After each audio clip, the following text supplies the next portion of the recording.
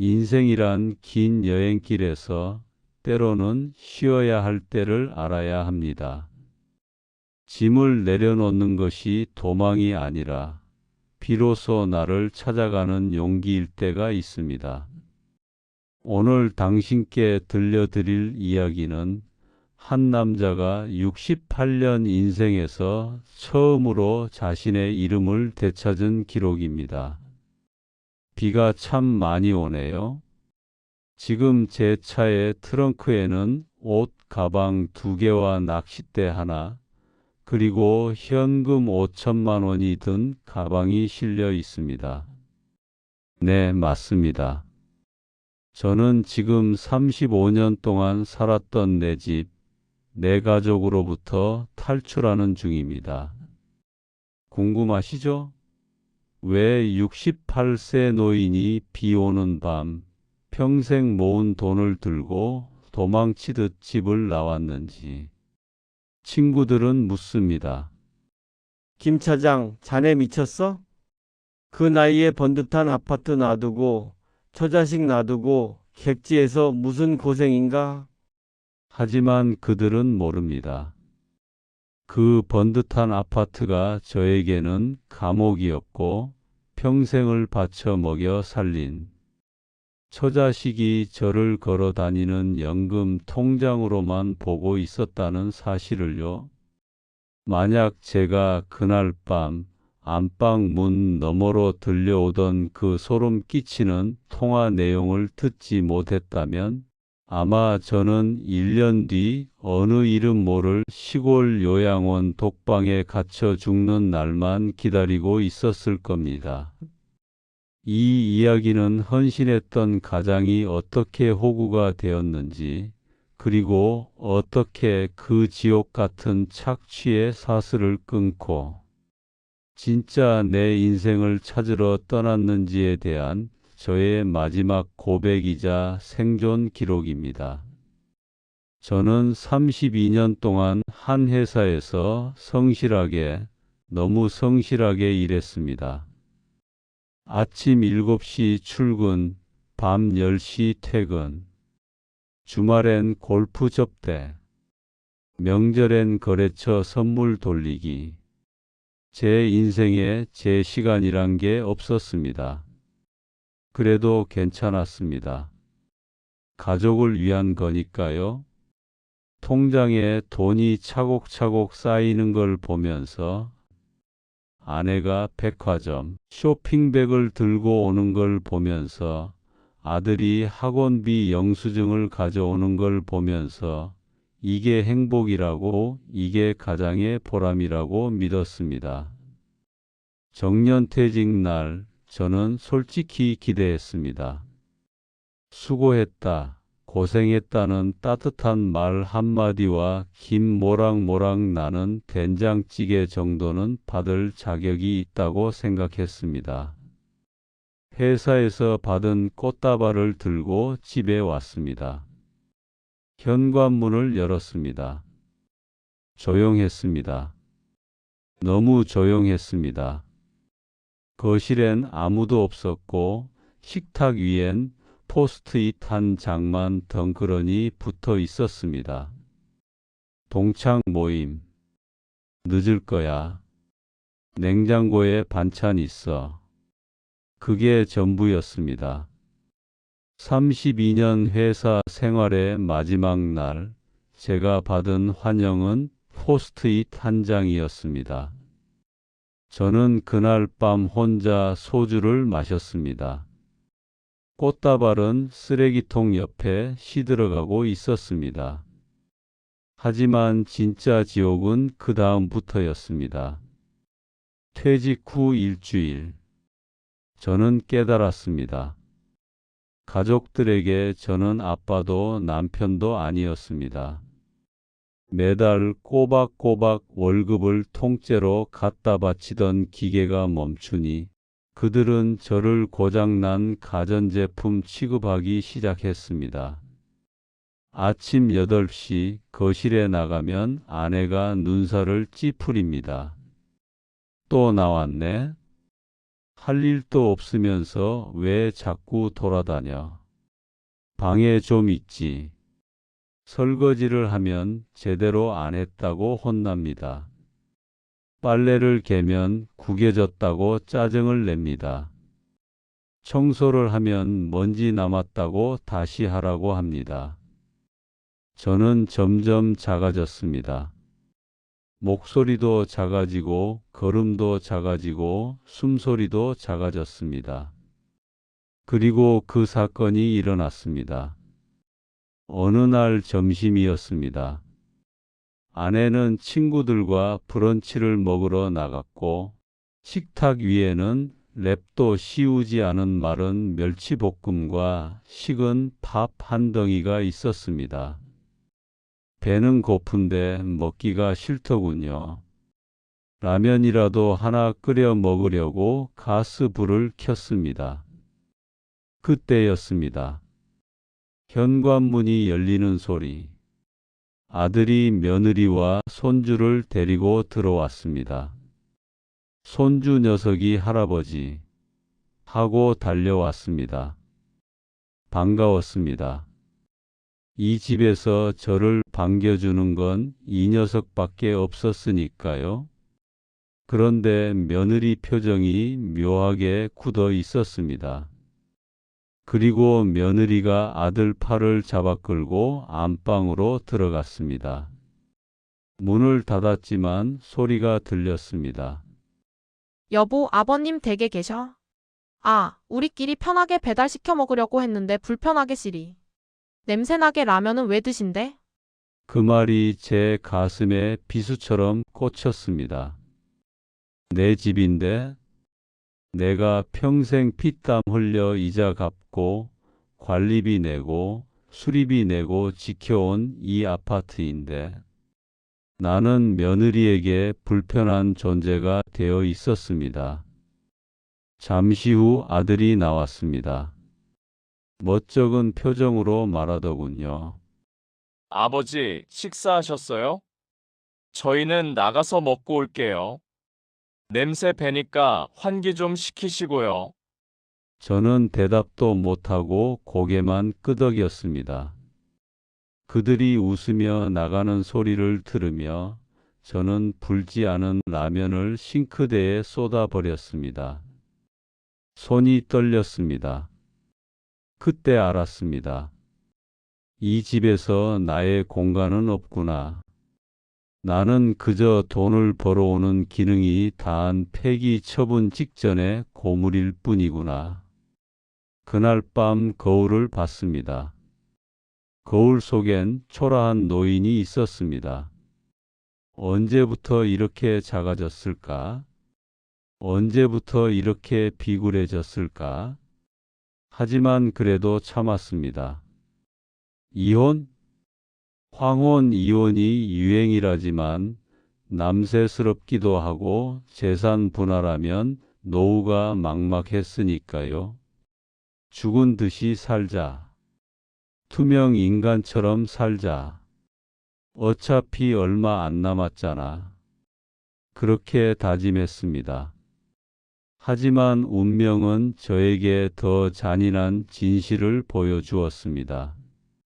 사건은 사흘 전 밤에 일어났습니다. 자다가 목이 말라 거실로 나왔습니다. 시계를 보니 새벽 2시. 그런데 거실에 불이 켜져 있었습니다. 아내가 거실 소파에 앉아 누군가와 통화를 하고 있었습니다. 목소리를 낮췄지만 집이 조용해서 다 들렸습니다. 아니, 그러니까 그 인간 연금으로 일단 애들 대출 이자부터 막자니까. 그 인간. 아내가 저를 부르는 호칭이었습니다. 요양원? 알아봤어? 경기도 외곽에 싼 데 있더라. 한 달에 100만 원도 안 한대. 거기 넣으면 연금 300 중에 200은 남잖아. 그걸로 우리 생활비 하고 애들 가게 빚 갚아주면 돼. 치매? 에이, 멀쩡하지. 근데 요즘 우울증 있다고 병원 기록 남겨놨어. 적당히 몰아가면 돼. 늙은이가 힘이 있어 뭐가 있어? 애들이랑 합 맞춰서 밀어붙이면 찍소리 못해. 그리고 말이야, 요양원 보내고 나면 집도 팔 수 있잖아. 강남으로 이사 가자. 우리 인생도 좀 살아보자고. 저는 그 자리에 얼어붙었습니다. 다리에 힘이 풀려서 벽에 기대야 했습니다. 심장이 터질 것 같았습니다. 숨을 쉴 수가 없었습니다. 40년을 함께 산 아내가, 내 자식들의 엄마가, 나를 돈 나오는 기계로 유지하기 위해 멀쩡한 남편을 치매, 환자로 몰아 싸구려 요양원에 가두려 하고 있었습니다. 그것도 내 연금을 뺏어서 사업하다 말아먹은 아들놈. 빚 갚아주고 나를 버리고 강남으로 이사 가겠다는 겁니다. 병원 기록을 남겨놨다는 것도 충격이었습니다. 그러고 보니 석 달 전 아내가 병원에 가자고 했었습니다. 건강검진 받으러 가자고. 순진하게 따라갔습니다. 그런데 내과가 아니라 정신건강의학과였습니다. 요즘 우울하시죠? 의사가 물었습니다. 잠도 잘 안 오시죠? 아내가 옆에서 고개를 끄덕이며 거들었습니다. 요즘 깜빡깜빡도 심해요. 선생님, 방금 한 말도 잊어버려요. 저는 당황해서 아니라고 했지만 결국 우울증 진단서를 받았습니다. 그게 복선이었구나. 그게 저를 요양원에 보내기 위한 사전 작업이었구나. 아내의 통화는 계속됐습니다. 응, 변호사도 만났어. 후견인 지정 절차 알려주더라. 생각보다 간단하대. 진단서 몇 장만 더 있으면 된대. 다음 주에 또 병원 데려갈 거야. 이번엔 치매 검사. 그 순간 제 안에 무언가가 툭 하고 끊어졌습니다. 슬픔? 아니요. 배신감? 아니요. 그것은 맹수 같은 생존 본능이었습니다. 이대로 있으면 나는 죽는다. 저들은 가족이 아니라 내 피를 빨아먹는 거머리다. 저는 그날 밤 방문을 열고 들어가 소리 지르지 않았습니다. 대신 조용히 방으로 들어와 밤새 계획을 짰습니다. 32년 회사 생활 허투루 한 게 아닙니다. 저는 기획팀에서 일했습니다. 위기 대응, 리스크 관리가 제 전문이었습니다. 감정을 죽이고 가장 이성적이고 치명적인 방법을 찾았습니다. 먼저 증거 확보. 아내 휴대폰에서 그 통화 녹음 파일을 찾았습니다. 클라우드에 백업했습니다. 병원 진료 기록도 모두 출력했습니다. 변호사 상담 문자도 캡처했습니다. 다음 날부터 저는 철저하게 연기했습니다. 아내 말대로 진짜 정신이 오락가락하는 척, 무기력한 척 했습니다. 밥을 먹다가 숟가락을 떨어뜨렸습니다. 텔레비전을 보다가 같은 질문을 반복했습니다. 아침인지 저녁인지 헷갈리는 척 했습니다. 아내는 회심의 미소를 지었습니다. 그 표정을 보며 저는 이를 악물었습니다. 여보 힘들지? 이번 주말에 애들 오면 가족 회의 좀 하자. 당신 요양 좀 해야겠어. 네, 그러자. 저는 순한 양처럼 대답했습니다. 그들이 디데이를 잡은 그 사흘 동안 저는 제 인생을 건 작전을 수행했습니다. 먼저 은행을 돌며 제 명의로 된 예금과 적금을 모두 해지했습니다. 다행히 아파트 명의는 공동명의였지만 금융자산은 제 관리 하에 있었습니다. 5천만 원을 현금으로 찾았습니다. 그리고 가장 중요한 퇴직연금. 증권사에 찾아가 수령 계좌를 아내가 모르는 방금 만든 새 통장으로 변경했습니다. 매달 280만 원. 이게 제 생명줄이었습니다. 그리고 집 안 곳곳에 숨겨뒀던 비상금, 금부치, 심지어 아내가 모르는 제 명의의 작은 시골 땅 문서까지 챙겼습니다. 아내는 제가 방에서 멍하니 텔레비전만 보고 있는 줄 알았겠지만 저는 스마트폰으로 변호사와 상담하며 이혼 소송과 재산 분할, 그리고 녹취록에 대한 법적 효력을 확인하고 있었습니다. 변호사가 말했습니다. 충분합니다. 이 정도 증거면 유책 배우자 인정받을 수 있습니다. 재산 분할에서도 유리합니다. 마지막으로 가장 중요한 것. 이삿짐센터가 아니라 용달차를 불렀습니다. 제 옷가지와 중요한 서류만 담았습니다. 가족회의 당일 아침, 아내와 아들 내외가 거실에 모여 심각한 표정으로 이야기를 나누고 있었습니다. 요양원 팸플릿이 테이블 위에 놓여 있었습니다. 그들은 제 인생을 어떻게 처분할지 회의 중이었습니다. 저는 미리 싸둔 짐 가방 2개를 들고 안방 문을 열었습니다. 그들의 대화가 멈췄습니다. 고개를 돌려 저를 봤습니다. 눈이 휘둥그레졌습니다. 아버지, 어디 가세요? 당신 그 가방은 뭐야? 저는 식탁 위에 봉투 하나를 던졌습니다. 그 안에는 아내의 통화 내용이 담긴 녹음기와 이혼 소송장, 그리고 짧은 편지가 들어 있었습니다. 편지를 읽어 드릴까요? 내 연금으로 며느리 빚 갚고 나를 요양원에 보내시겠다. 나를 치매 환자로 만들어서 강남으로 이사 가시겠다. 그 꿈 참 야무지더군. 아파트? 반 줄게. 가져가. 법대로 하면 내가 더 받을 수 있지만 싸우기 싫다. 대신 내 연금은 10원 한 장 못 건드린다. 그리고 이 녹음 파일과 병원 기록 조작 증거, 친척들이랑 내 친구들, 아들 직장 상사한테까지 뿌려지는 꼴 보고 싶지 않으면 조용히 도장 찍어. 일주일 드리게. 아내의 얼굴이 사색이 되더군요. 입술이 파르르 떨렸습니다. 아들놈은 고개를 푹 숙이고 한마디도 못했습니다.